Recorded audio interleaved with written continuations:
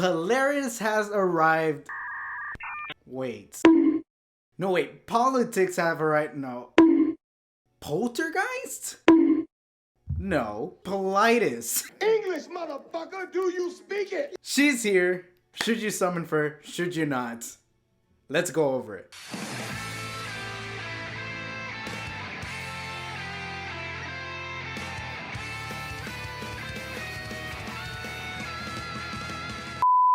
Hey, what's going on, Knights? Name is the Gamer. We'll go back to another epic video. So today, Politis is here, a fire mage. She was announced last week. Her skills were announced. I didn't go over it because usually if it's just if it's just one hero that they release on their YouTube channel, I don't usually go over it because for the most part, it's kind of a waste of time. At least I usually like to go over more than just one thing. So if they're releasing like a new ML hero and a new hero or something like that, then I go over it. But since it was just her, I was like, I'm gonna just go over it when she actually does come out. So Politis is here. She is a fire mage. Y'all haven't seen my hair out in a while, have you? I actually usually put a hat, and because I don't do my hair as much because of quarantine, so I usually just put a hat on. But I was like, whatever, I'll just leave my hair. That's not the point. Real quick, I'm not going to take too long. If you haven't subscribed, if your subscribe button is still red, turn it gray. It would really mean a lot to me. Love to see y'all commenting as well. I reply to most of them. So yeah, like I said, look really. So I looked through them, right? So first skill summons dolls to attack. It kind of reminds you, and funny enough, it's a fire mage as well. So it kind of reminds you of Ball and Cezanne, right? Because he has his doll. Summons dolls to attack the enemy with a 25% chance to stun. Gets an extra turn with the burn, which is not bad. Her passive, when the enemy is not an elite boss or boss monster, reduces effect of combat readiness. Reduces the effect of combat readiness increase granted to the enemy by 50%. This effect does not stack with other passives. Activates Tranquility when an enemy uses a non-attack skill. Tranquility can only be activated once every 2 turns. Tranquility attacks decreases buff durations by... I don't remember it being this good. Okay, hold on. And then her third skill attacks all enemies with the alien technology, 75% chance, and make them... Okay, so here's the thing, right? So I'm wondering if they're trying to make a lot more strippers. I think I had a complaint a while back, and it still makes sense where there aren't enough strippers out there, especially female strippers. I mean, no, not like that. But there's actually not that many strippers, and she's kind of a pseudo stripper. So she has a unique skill set, and I like that. It kind of surprises me how many times they keep coming out with these unique skill sets. So reduces the effect of combat readiness. Increases granted to the enemy by 50%. If I'm understanding this correctly, let's say you have A-Lots, right? And if you try to boost a hero, right, with the second skill, it's not going to boost it all the way. It's only going to do 50% of that. And then on top of that, because it's a non-attack skill, she activates Tranquility, which means that she can actually decrease buff durations, which is not an actual strip. It decreases buff duration if they have one, like let's say they have a set of immunity. If they have one set of immunity, then that's getting stripped off because it's decreasing the buff duration, and then decrease combat readiness, which is nice actually. I feel like a lot of people are not giving her as much credit as you can give her, because here's the thing. The best part about these type of heroes is that the skill ups go into damage, which if you're going to use her for the way I'm thinking of, you don't need to put that many skill ups. If you want to put skill ups in the third skill just to bring down that cooldown, then go ahead. I feel like it's or if you want to put the effect chance on this one, that would make sense as well. But for the most part, I feel like a lot of people are not giving her she can be underrated. I already feel she can be underrated just because of the fact that there's a lot of heroes that do non-attack skills, right? So non-attack skills, and then on top of that, decreasing the effect of combat readiness is kind of insane. I feel like that passive is really insane, and that can make or break a character, whether even if their first or third skills don't really do much. That passive is really good. And even then, I feel like her first and third skill is not that bad either, because if she does end up stripping, whatever, she puts the cannot be buffed debuff and the decrease hit chance which is nice because you can mess people up that way. So on defense, she can actually do pretty darn good. And then her effect chance goes up to 100%, which is really nice. There it is, the credit. That's what I was thinking. I was thinking of the word. People are not giving her the credit that she deserves, I feel, because she can grant an extra turn, right? Let's say she stuns, and then and she's a mage as well. So you can actually put Abyssal Crown on her, or even put Tagahells, which is nice if you want to use her for on offense, right? So this could be interesting for defense because a lot of people try to outspeed you, right? As for offense, you can use her for like a second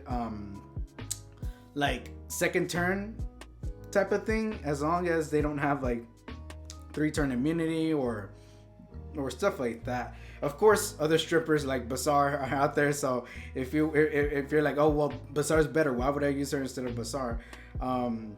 Here's the thing, right? And I said this before, where a lot of people say, oh well, I have that unit already, I don't need to get that other unit. And that same thing happened, like I said in my video, where heroes that stayed on meta consistently, a lot of people were saying that about Seaside Bologna when her skills were announced, and everybody's like, I don't need a defense breaker. Why would I even need her?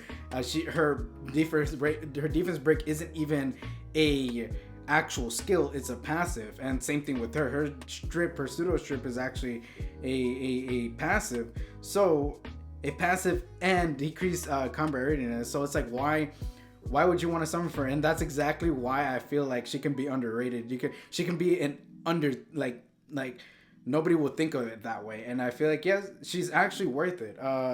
If now this does not mean summon everything you can for her, because the thing is that, like, that's the thing about Epic 7, is that all of their characters are unique, and all their characters for the most part are really good for what their skills are. So of course when she comes out, I'm going to say she's good, but for the most part there are some heroes that come out where it's like, I don't know about that one, Chief, but this one actually does seem interesting with that passive. She kind of reminds me again of like how Seaside Bologna came out, and it's like a lot of people are probably like, well, I don't need her because I already have Bazaar, or I already have X hero, whatever. She can actually be pretty decent, especially if I'm understanding the passive correctly. I'm probably not understanding it correctly, and when I go back to edit it, I'm like, dude, what are you saying? I always do that, but she does seem interesting. Then we haven't even seen her artifact, actually. What's her artifact? Upon receiving lethal damage, has a 50% chance to grant all allies except for the caster a random buff. That is very interesting. So she's an extreme support unit.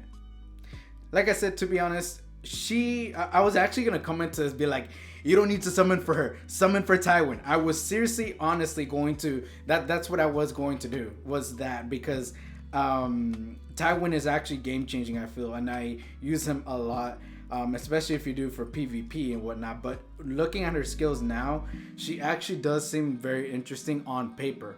Of course, a lot of things do seem good on paper, and then when you take them out and you actually try them out, it won't actually do much. I wonder when they're going to actually come out with a new speed imprint, because that, like, any hero that comes out with the speed imprint will actually, that's already, people are going to already try to summon for that hero, because speed imprints are, people always want to put those on their team. So that's, in that sense, yeah, but that's a whole different topic, right? Speaking on this girl, let's go ahead and look at her skills. I saw them last week, but I forgot how they look like. So let's go ahead and see what it looks like. Look at that, man. Like, there's no way I can't give their art team enough credit. They're so, like, it looks so beautiful. Look at that. You can even see the dust of when it first starts off. That is attention to detail. That is super nice. Okay, and of course you can't really see the passive because they don't have non-attack skills, but that's okay. That's quite alright. Is that little strings? Yeah, they are little strings. I like that. That's so cool. I wish they would actually upgrade these like max, so you can see the max potential for them, but of course not. But of course you can't. When it comes to animation, it's always gonna look good. Epic 7's animations are usually extremely top notch. But that's it for her. I want to make this a short video. This girl is, I feel like it's definitely worth playing around with, especially since, like I said, you don't need to invest that much in her. You just max 5-star her, fully awakened 5-star, put her on speed and see where it goes from there. Because I feel like that, like even at 5-star she can still do good, and even then, even if you use her at 5-star, like, oh, what if she dies, she still benefits the team if you get her artifact, because then she ends up giving your allies a buff. I think they probably thought about, like, well, if you put immortality for 2 buffs, that'd be too OP. And I was thinking about that. I was like, ooh, immortality, right? But no, that doesn't come with immortality. But either way, and on top of that, she is a mage. Good artifacts come with mages. The top 2 artifacts that are out there for heroes are thieves and mages. Of course, there are like knights and all that, but I feel like the best ones out there, the more overpowered ones, are for the thieves and the mages. So the fact that you can gear her with that, or just use different types of artifacts, you can use her in so many different ways. It'd be interesting to see, but y'all let me know if what y'all think about her. I feel like she's really interesting on paper, and I feel like she could, if used correctly, she can actually change the meta, because there's a lot of people using A-lots and all that stuff, and she'd be that hero where you think twice, like, I'm not gonna attack that because I use A-lot, so I can't use that, it will hinder me, you know. And like I said, just touch on Tywin real quick. This guy is really good for PvE. No, I mean PvE. You can use him for PvE, but PvP he's excellent. He has a AoE defense break that goes up to 100%. He's tanky because he gives himself defense buff, so if there's an MLK, he still is able to tank them. With the burn, he gets an additional turn. He increases attack and crit chance, and then he strips with this. He has exclusive equipment as well, where he strips 2 buffs with this first skill. I forgot what he does with this second one. I keep trying to get them, but it won't give me that. But that's the little long short of it. You can actually gear him the same way. You can still use him at 5 stars as well. You don't, as long as you get that defense break. If that's what you need, then he will do the job. And yes, I feel like he's worth it. So these 2 banners are actually pretty good. It's gonna be hard if you're trying to save summons and whatnot, or you're not trying to summon, or not trying to buy too many books. But these 2 are pretty good. So if you don't have, I fortunately do have this guy. So I'll probably just try to summon her here and there. If I can't get her, then it's not going to be the end of the world. But she's still very interesting. So y'all let me know down below what y'all think. I feel like she's very interesting. And meta defining, I have no idea. She seems very interesting with that passive, like I said. That seems extremely strong. But maybe if I'm reading it wrong, then that's probably why I'm like, it looks OP. And everybody's like, no, it actually sucks like bad. And oh, okay, sorry. But like I said, y'all let me know down below. So anyways, thank you very much for watching. I hope you enjoyed the video. Every like, comment, subscription is appreciated. And I'll see you on the next video or stream. Alright, peace.